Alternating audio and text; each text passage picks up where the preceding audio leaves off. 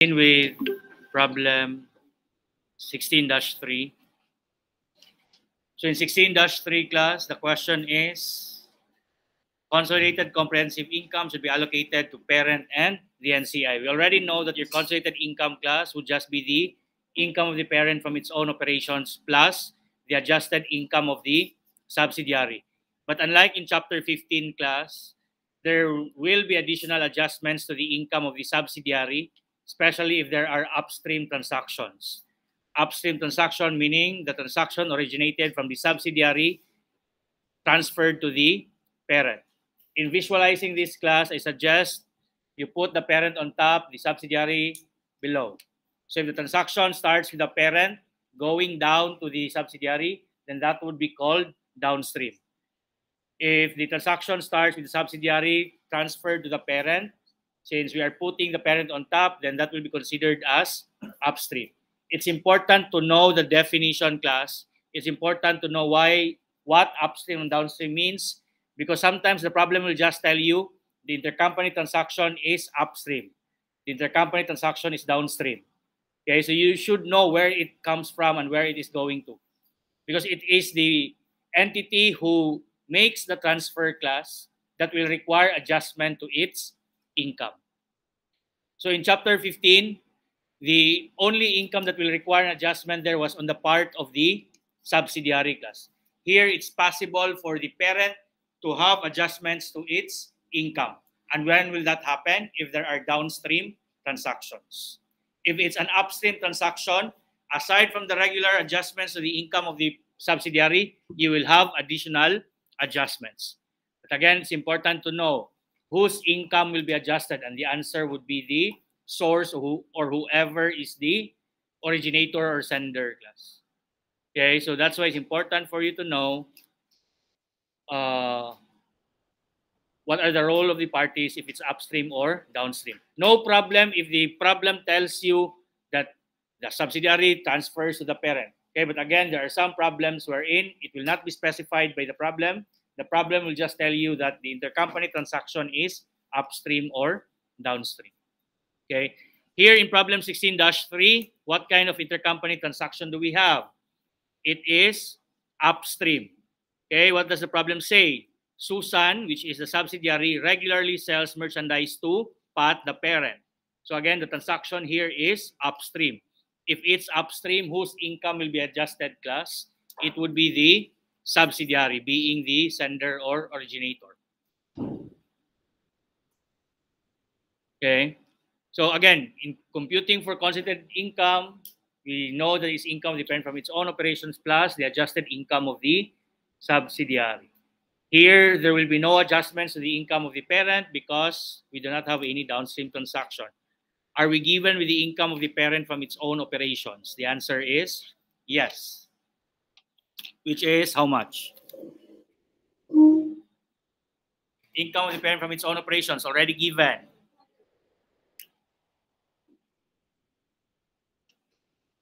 200,000. Now, what else do we need to determine our consolidated income? We need the adjusted income of the subsidiary. Okay, but we have come to expect already that that will not be directly given in the problem. Okay, let's check if we have any additional adjustments here, aside from the intercompany transaction. Okay, remember what were the adjustments in chapter 15 class? It would be the amortization of the excess.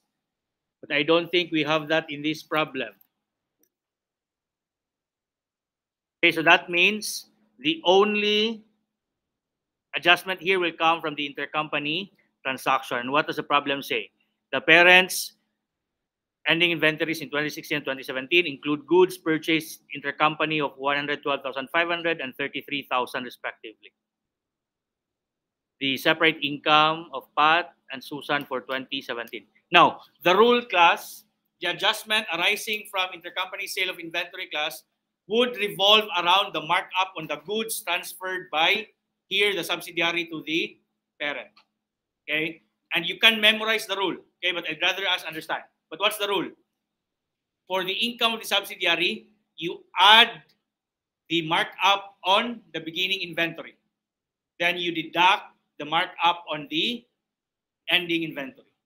Again, you add the markup on your beginning inventory, and then you deduct the markup on the ending inventory. Before we proceed, let's identify first which one is the beginning inventory, which one is the ending inventory for this problem class. Is it the 112,500 or the 33,000?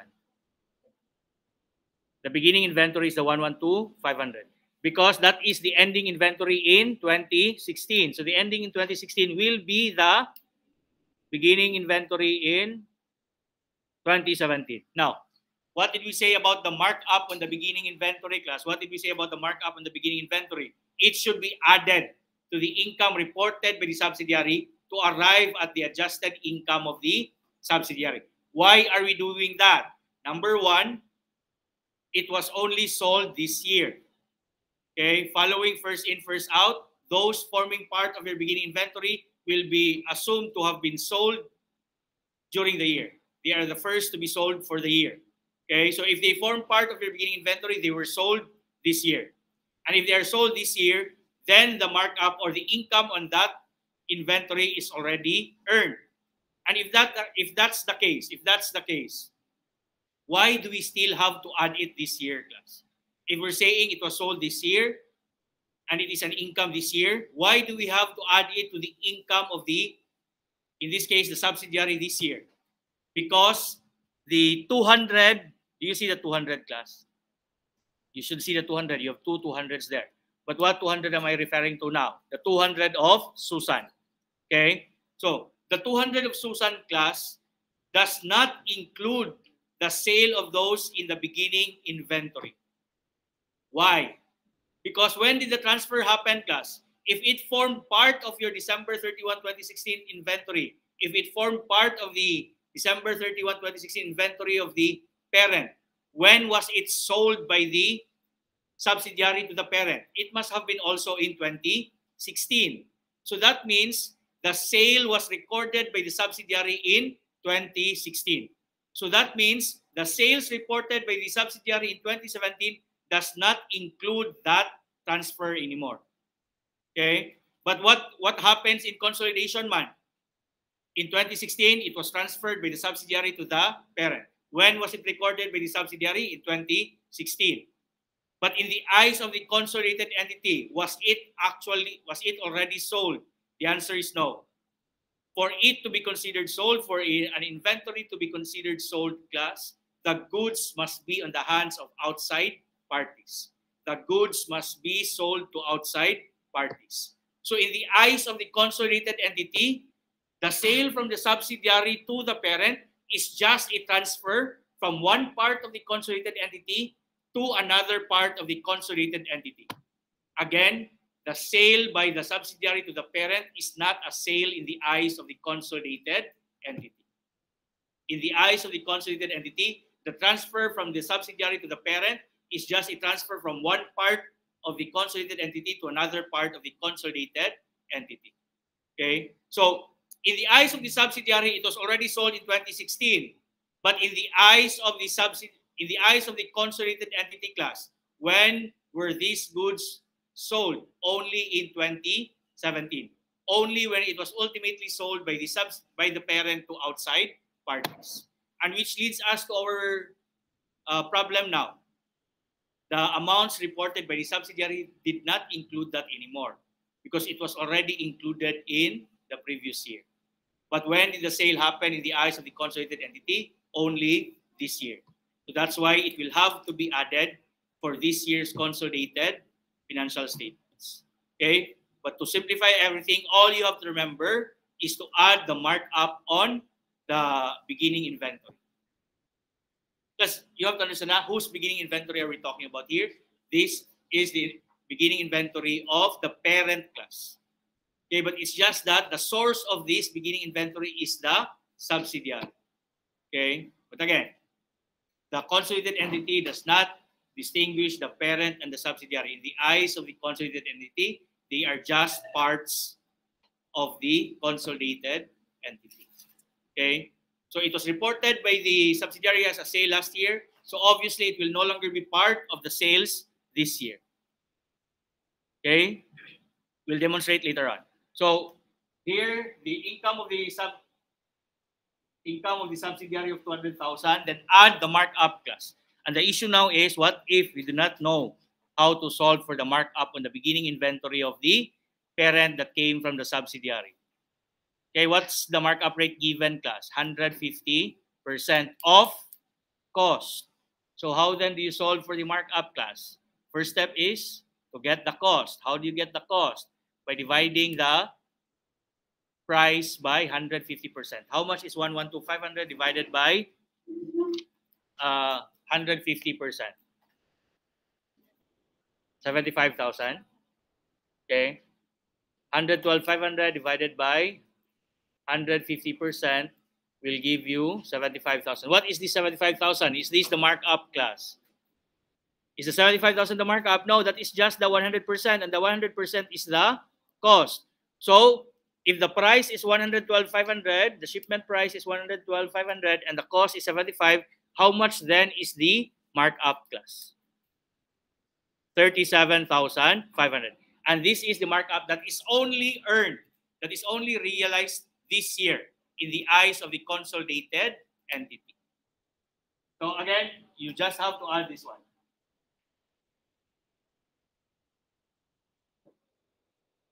Next, opposite, the treatment for the markup on the ending inventory would be opposite. If we are to add the markup on the beginning, then the markup on the ending will have to be deducted. Why will it have to be deducted, class? Okay, if it still forms part of the ending inventory of the parent, is that considered sold already in the eyes of the consolidated entity? Subsidiary transfers goods to the parent. The goods transferred with the subsidiary is still in the hands of the parent. Are those goods considered sold already in the eyes of the consolidated entity? Not yet. Because when are these goods considered sold in the eyes of the consolidated entity? Only when they are in the hands of outside parties. Only when they are sold to outside parties. But the problem is, class, when the subsidiary transferred it to the parent, the subsidiary already reported it as a sale. Okay, the subsidiary already reported it as a sale, but again, in the eyes of the consolidated entity, it is not yet a sale. Then you will ask the question, why are we deducting only the ending inventory, class? Why are we deducting only the ending inventory when the subsidiary already added the total amount of shipment as part of its sale? Because if during the year, class, this is what happened. Subsidiary transferred to the parent. The subsidiary reported the whole amount as a sale. But again, if it is not yet sold to outside parties, it is not yet sold in the eyes of the consolidated entity. Okay, now, subsidiary transferred to the parent. Out of the goods transferred by the subsidiary, class, some of these were already sold to outside parties. Okay? Some of the goods transferred by the subsidiary to the parent were already sold by the parent to outside parties. For those goods that were already sold to outside parties, are those considered sold already in the eyes of the consolidated entity? Yes. Again, when was it sold by the subsidiary to the parent? This year. When were they sold by the parent to outside parties? Also this year. So in the eyes of the consolidated entity, there's nothing wrong anymore. It was reported by the subsidiary as a sale, and it is already a sale in the eyes of the consolidated entity because it was already sold to outside parties. Where then is the issue? Where then is the issue? The issue is as regards inventory sold by the subsidiary to the parent but were not yet sold to outside parties. Because it is only these goods that came from the subsidiary transferred to the parent that were not yet sold to outside parties are not considered sold in the eyes of the consolidated entity. So only this amount is, in the eyes of the consolidated entity, incorrectly reported as a sale. You can say, for example, total shipment is 500 class. Total shipment is 500. And the problem told us that the ending inventory of the parent includes those coming from the subsidiary amounting to 33. Okay? 500 is just an example. Okay? If the total shipment during the year is 500 and only 33 is still in the hands of the parent, what happened to the other 467 class? It was already sold to outside parties. Now, in the eyes of the consolidated entity, is that actually a sale already? The answer is yes. Okay? And that was reported by the subsidiary as a sale. Okay, and the parent does not have any issue with that. The constituted entity does not have issue with that. The problem is, out of the 500, the subsidiary reported sale of 500, but in the eyes of the consolidated entity, only 467 was actually sold. Because in the eyes of the consolidated entity, the 33 remains unsold. But what did the subsidiary do? The entire amount was already reported as a sale.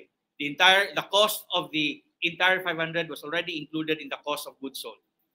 So what ends up happening in the eyes of the consolidated entity?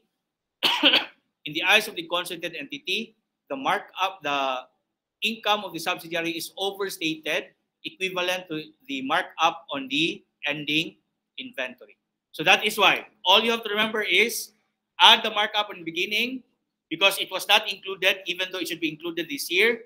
Then deduct markup on ending because it was already included, even though it should not yet be included in the eyes of the consolidated entity. Okay, we'll demonstrate this more afterwards. Again, just compute first for the markup on the 33,000. How much is the markup on the 33,000 class? What do? Convert the cost first. 33,000 divided by 150%. That will give you 22. Is the 22 the cost or is this some other amount? The 22 is already the cost. So if the price is 33 and the cost is 22, that means the markup on the ending inventory in the hands of the parent for goods coming from the subsidiary is 11,000. And again, I hope you understand why we are going to deduct this one, because this is included there even though it should not yet be included in the eyes of the consolidated entity. So this would be 200 plus 37 minus 11 would be 226,500. And this will now be the adjusted income of the subsidiary. And what were the adjustments? The markup on the beginning and the markup on ending. So 226,500 plus 200 will give you how much? 426,500.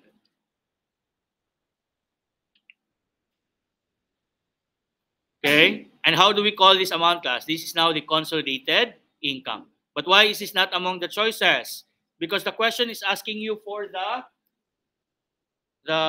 breakdown of the 426, the sharing of the 426 between the parent and the non-controlling interest. So basically, the share of the parent here is the income attributable to the parent or the consolidated income under the parent approach. So what do? How do you arrive at the consolidated income to the consolidated income attributable to the parent? All you have to do is to deduct the share of the NCI in the adjusted income of the subsidiary. How much again is the adjusted income of the subsidiary? 226,500 times 30% non-controlling interest. That will give you 67,950. So out of the 426,500, 67,950 represents the share of the NCI. The remainder will be the share of the parent. How much would be the remainder? That's 426,500 minus 67,950. 358. 550. And is that in the choices, class? Yes, so the answer there would be letter D. Now, for you to better understand why we add the big markup on beginning and we deduct the markup on ending, class.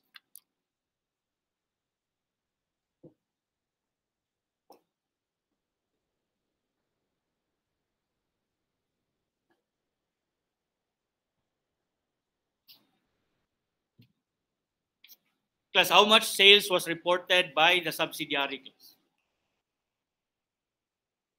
Sales. How much was the sales of the subsidiary?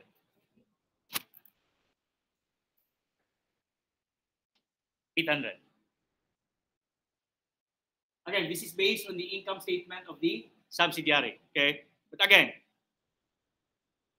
we now have goods, class, in the hands of the parent that came from the subsidiary that formed part of the beginning inventory of the parent. When were these sold? When were these sold by the parent to outside parties? Following first in, first out, these were sold this year. Okay, so that means the 112,500 that formed part of the beginning inventory of the parent was sold this year. But is the 112,500 included in the 800,000 sale of the subsidiary class?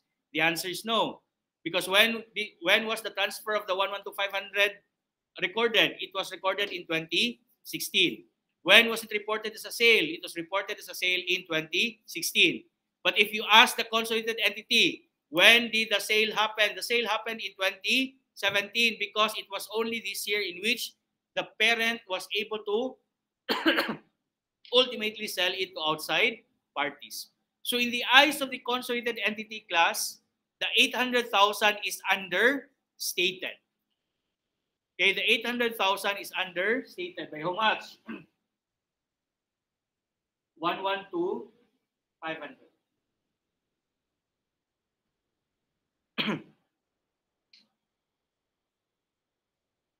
Okay.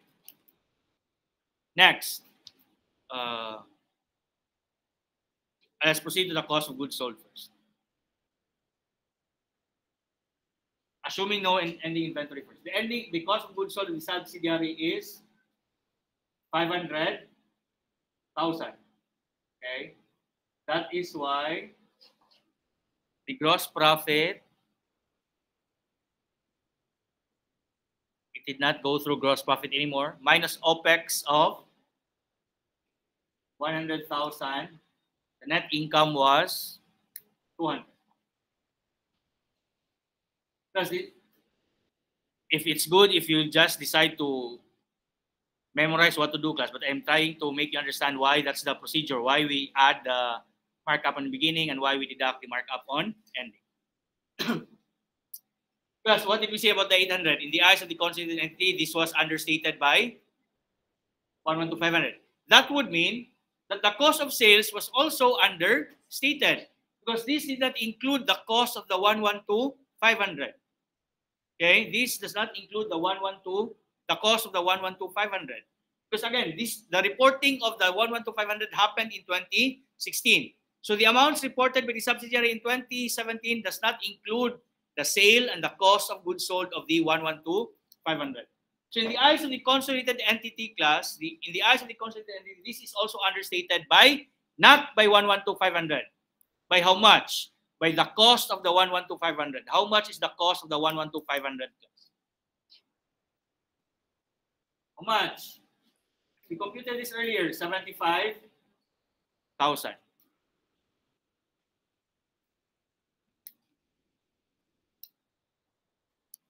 Okay. And of course, the consolidated entity does not have any issue with the 100,000. So that means, in the eyes of the consolidated entity class, the sales of the subsidiary should not be 800, but it should be 912,500, assuming no issue in the ending inventory. Okay, you get the point, class? How much sales was reported by the subsidiary? 800. But in the eyes of the consolidated entity, it is understated by 112,500 because it did not include the sale of the goods that were transferred the previous year. In the eyes of the consolidated entity, it was only sold this year. So in the eyes of the consolidated entity, the sale of the subsidiary, again, ignore the ending inventory first. In the eyes of the consolidated entity, the sale should be 912,500. And in the eyes of the consolidated entity, the cost of goods sold should be 575. And the operating expenses will remain at 100. If this is the case, how much would be the income of the subsidiary in the eyes of the consolidated entity? 912,500, 575, and 100. 675, that's 7, 225, 237,500.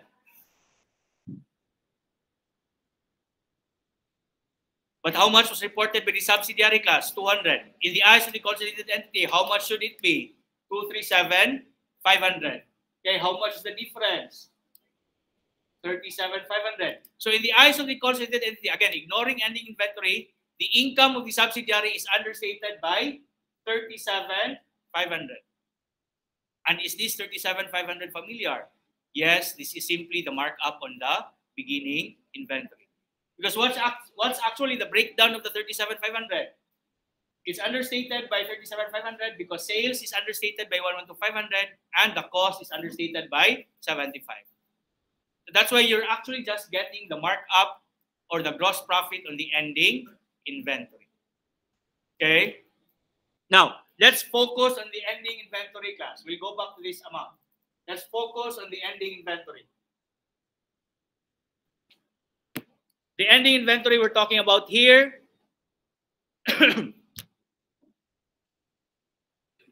is the ending inventory of the parent for goods coming from the subsidiary. How much is the ending inventory class? 33,000. Again, when did this come from? Where did this come from? This came from the subsidiary. Now, considering that it is still on hand class, considering it is still with the parent, is this considered sold already in the eyes of the consolidated entity? Is this 33,000 in the ending inventory of the parent considered sold already in the eyes of the consolidated entity? The answer is no. But what is our problem? This 33,000 is already included in the 800,000 of the subsidiary.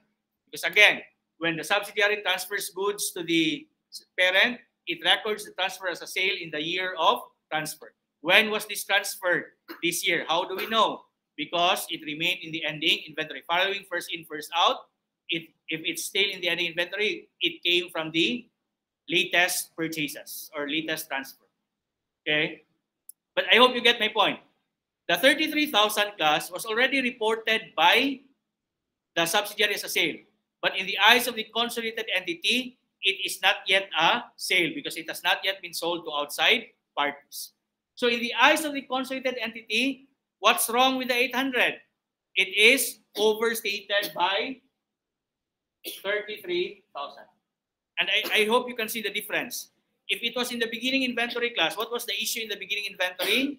It is understated because it should be included this year in the eyes of the consolidated entity but no longer included. But with the ending inventory, what was the issue?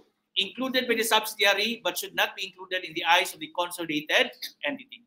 So I hope you get the difference. In the 800 already includes the 33, but in the eyes of the consolidated entity, the 33 should not yet be included. Okay, which leads us to the 500. What does this mean? If the 33 is already part of the 800, that means the cost of the 33 is also already included in the 500. But should it be included in your cost of sales in the eyes of the consolidated entity? The answer is no. So in the eyes of the consolidated entity, the 500 is actually overstated also. By how much? It should not be 33. It should only be the cost of the 33. And how much is the cost of the 33? 22,000. Okay? And then again, no issue with the operating expenses. If we now get the adjusted amounts for the subsidiary class in the eyes of the consolidated entity, again, ignoring the beginning inventory this time, the sales of the subsidiary should be, no, not 833, it should be 767. While the cost of goods sold should be 478. While the operating expenses will remain at 100. So this would be how much? 578, 122, 189. Now, but how much was reported by the subsidiary class? 200. How much is the income of the subsidiary in the eyes of the consolidated entity, ignoring the beginning inventory? It should be 189. And how much is their difference class? 200 and 189. 11,000. And is this familiar class? Yes, this is just the difference between the 33 and 22. This is just the markup on the ending inventory.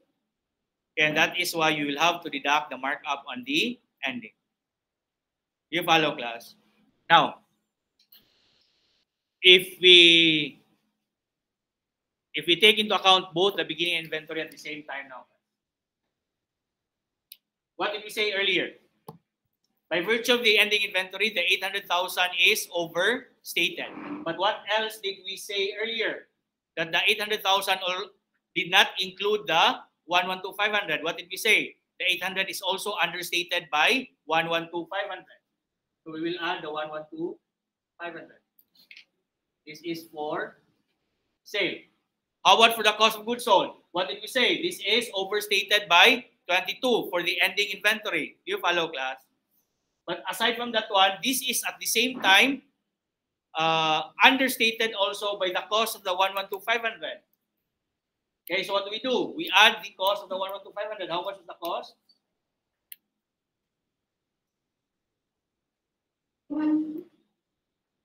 So in this case, how much then is the sales of the subsidiary in the eyes of the consolidated entity? All you have to do is to allow these two to be reflected.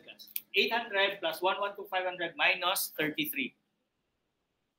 How much? 8,500. This is the sales of the subsidiary in the eyes of the consolidated entity. How much would be the cost of goods sold of the subsidiary in the eyes of the consolidated entity? 575 minus 22, that's 553. 553, class. Then the OPEX will remain at 100,000. Help me here. 879,500 minus 653, 147. How much? 226. 500. And was this our answer earlier? And what's the source of the difference, class? What's the source of the difference? Instead of these 4, class, instead of trying to look for these 4, how did we solve for 226,500? We just added 37,500 and deducted 11. Okay? So instead of doing all this, class, instead of doing all this, what does your textbook say? Just add the markup on beginning and deduct the markup on ending. But this is actually what's happening behind the scenes, class. Okay? There's an overstatement in the income of the sales of the subsidiary for the goods that are still unsold. There are understatement in the revenue of the subsidiary for goods that were sold this year but were no longer reported this year because they were already reported by the subsidiary last year. And of course, if there are misstatements in your sales, there will also be misstatements in your cost of goods sold. Okay? It's important for me that you understand this one so that you can easily justify the rule, which is to add the markup on the beginning minus the markup on the ending. And basically, that would be the source of the adjustments for intercompany sale of inventories. Okay? And this would still apply even if the transaction is downstream. This would still apply if the transaction is downstream.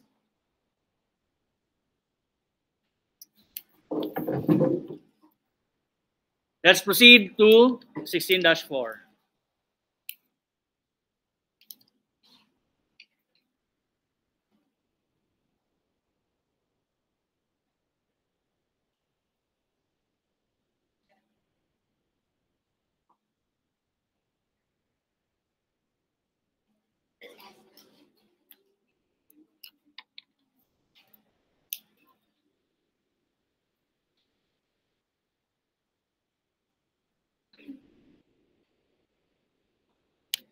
So what do we have here? What kind of transaction do we have, class? Patton sold inventory that cost 600 to Solis. What do we have here? Downstream. So whose income will be adjusted from this intercompany transaction, class? Parent. Again, it should be the originator or the source of the transaction, class. Okay? But again, what's being asked? Consolidated income. And what are the two things you need to solve for consolidated income, class? Income of the... What are the two things you need to solve for consolidated income? Income of the parent from its own operations and the adjusted income of the subsidiary. Okay? So let's start with the income of the parent from its own operations. Do we have that one, class? Yes, which is 300. Okay, ordinarily that would be it. But again, here there may be adjustments to the income of the parent. So we will not start with the 300. We will make adjustments to the 300. And what will be the possible adjustments here? The markup on the beginning and the markup on the ending. Okay, do we have that information here, class?